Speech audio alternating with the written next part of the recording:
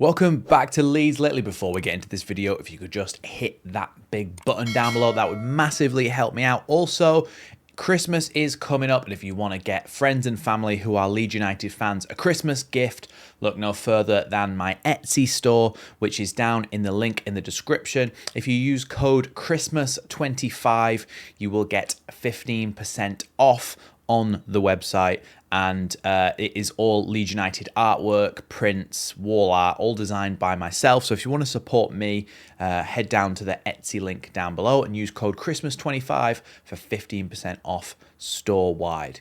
Anyway, today's video then is going to be a tactical preview, as we do before all of our games now. And it's going to be for the Villa game on Sunday the 23rd. Now, Villa are a side that had a little bit of a tough start to the season, actually, this season. But, of course, we know that under Unai Emery, they are a very good side. They're a very good team. They've got very good players, and they're always going to kind of turn things around. And they have done in the last couple of weeks. They've won a lot of their Europa League games. They've done well and turned it around in the Premier League, most recently beating Bournemouth 4-0 right before the international break and really hammering them in that home game for them.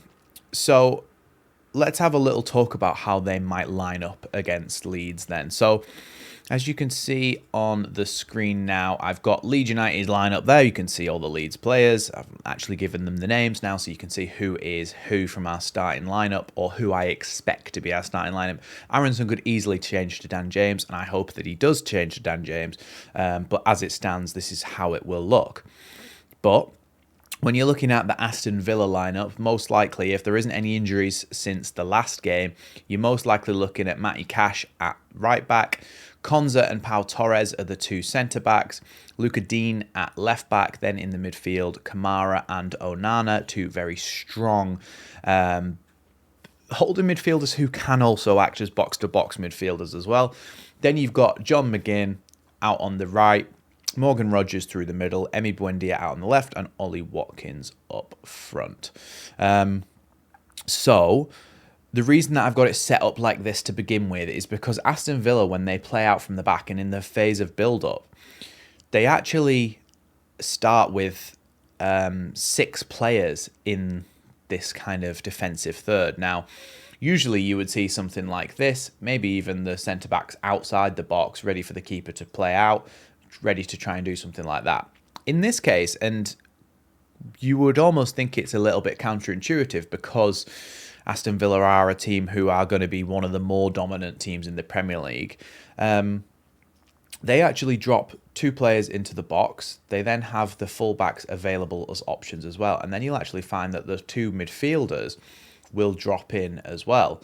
Now, against teams like Manchester City and things like that, the way that they're hoping things will happen, or basically high pressing teams, is that a team will basically, well, he's going to have to wait on the edge of the box, but as soon as it's played out, he's going to try and charge in there. You're going to have Stack, Longstaff, Aronson, and maybe even have Bogle and Goodmanson try to come up and help in this situation so that they can't get out of their own back line. But the idea is for them that they actually want to draw that pressure onto you, because what it might allow for is gaps to open up here. So you'd say that Rodon, Biol, and Ampadu might be around here on the halfway line thinking, okay, well, we've got 2 players here, and if the ball gets switched, we've got enough to deal with it. But they actually want to draw us onto them in this situation. So let's say that Pau Torres or Konza gets the ball and he knocks it back to Emi Martinez. Emi Martinez, or he either might try and play it into somebody like Onana, or he might try and play it out wide there. And they've instantly bypassed the press then, and you've got the whole Leeds team attempting to basically run back towards their own back line. Now, if this situation happens, it's a similar situation to if they play out. Let's actually go back there. So basically, these are the 2 options. They either do that, they either pass it out from the back, hoping to draw people on, but they've got enough passing options to make passes and then try and get out and spread the ball out to a wide player to try and bring the ball up the pitch. The other option is that when they play the ball out, they go straight for a long pass down the line or into the strikers here, again, bypassing the press completely. If Leeds sit off a little bit more and stay in here, then all that will happen is that they will have more room to pass the ball out from the back, and they'll have to have maybe a bit of a slower build-up, but they'll still have those players back there to be able to do that. Now, when they do try to play the ball long, and they do try and get the ball up the pitch, Leeds will have to watch out for the run of Morgan Rogers. So let's say that this here is Ollie Watkins, this here is Morgan Rogers. A lot of the time, what will happen is what will happen. Reason for that is because Watkins, what will happen, will drop in here, and Morgan Rogers will actually swap with him and try and stretch the back line. So when a ball does come forward into this kind of area here, you've got these two centre backs who are kind of not necessarily distracted by the run, but almost they are obliged to try and follow the run of Morgan Rogers and close that off, which might leave a little bit more room for somebody like Ollie Watkins. And when Ollie Watkins does pick the ball up in those areas, you're looking at then the wingers for Aston Villa are likely to then try to get forward and open up that space. Of course, Leeds would have more players back than that, but on a counter-attack or a break, that's the idea there. Swapping those two players, making that run to try and stretch the back line, will open up this kind of central area here. No matter where it is, really, will open up this kind of central area here for Watkins to get on the ball and then be able to play the ball out to wide men. Now, that's how they want to build up Aston Villa. So Leeds need to be careful, basically, to watch those runs, to make sure that they've got it covered, to make sure that when the switch of players on, that one of the fullbacks is covering that situation. But when Villa actually do get up the pitch and they try to get in the final third, let's get in a situation where they're out on the wing. Now, they will have Luca Dean, probably Emi Buendia, and Morgan Rogers will actually drift into that position as well there. So this is a situation that you're fairly likely to see. You've got Onana and what's his face? Kamara will be in those situations there. And what's going to happen is that even with Aronson and Bogle back, or Dan James and Bogle back, you're still going to have a bit of an overload in those situations on that side, whether it be the left-hand side or the right-hand side. Either way, if it's over here, Morgan Rogers would drift over to join Matty Cash and John McGinn, for example, over in this side. But the idea is to basically create overloads in that situation with not just two players, but three players. And actually, a way that I can describe this is we saw that from Jorginho Rutter's style of play in the Championship. He liked to drift over into the wide areas and help out with those the fullback and the winger to essentially supply extra support. So if Bogle does kind of come charging out to do this, and even Rodon tries to come out and do this, there's a chance that the ball gets knocked back into Luca Dean there, who tries to play the ball then into somebody like Morgan Rogers in the box. We saw it against, I think it was in one of the Europa League games, Ian Matson's opening goal from left back was a situation very much like that. So it's important that we watch for the rotations and we track runners well in those situations. The last thing then is, how do they defend? And it's actually very situational, and Aston Villa are one of the better sides in the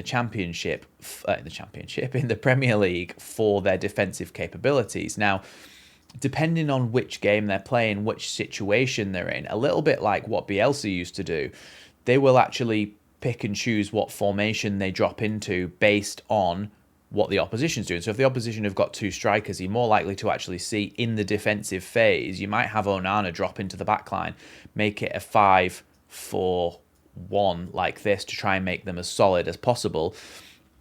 But in this situation where it's probably going to be Calvert-Lewin on his own, the fact that we are going for a 4-3-3 formation probably dictates that they will do the same. So you might likely to see that probably actually John McGinn would drop in because he's more of a central midfielder than what Morgan Rogers is, and Morgan Rogers might go wide here. But what that essentially allows them to do is to match up in midfield in terms of just sheer numbers. When you look at it like this, you can see how that looks like more solid than if they'd gone into a 4-2-3-1 where they've got two midfielders against our 3. So you're likely to see them either drop into a 4-3-3. They could drop into a 4-4-2 as well, have players a little bit further back like that. It depends on what the situation is, but likely they are going to be very good at dropping into a shape. Now, that means that Leeds need to play the ball quickly. They need to get in the faces before they can actually drop into a shape that is good enough to try and stop us doing what we're doing. So we're going to have to be really on our game in this one, because Aston Villa are a very, very good side. And it's important as well that because this is yet another away game, that it's not an away game. It's back to Elland Road. So Leeds will have a little bit of that advantage on our side, and we're going to have to use the crowd to try and get up the pitch. We've won 1 in our last 5, and if we can get another victory, it really will help the confidence a little bit. We'll go up to 14 points. I think it would be massive for us to get a victory in this game. However, for me personally, I think it's going to be at best a draw. I think Villa are a very good side. Based on what I've showed you, they may outclass us with the players that they've got and the system that they like to play. So, once again, thanks for watching Leeds lately. Hope you enjoy these tactical previews. If you do, leave a like. We will be live for the game on Sunday from 1:45 p.m, 15 minutes before kickoff, so come and join us there. And remember to check out the Etsy store page. Use code Christmas25 for 15% off all prints on the store. Thanks for watching Leeds lately, and I shall see you in the next one.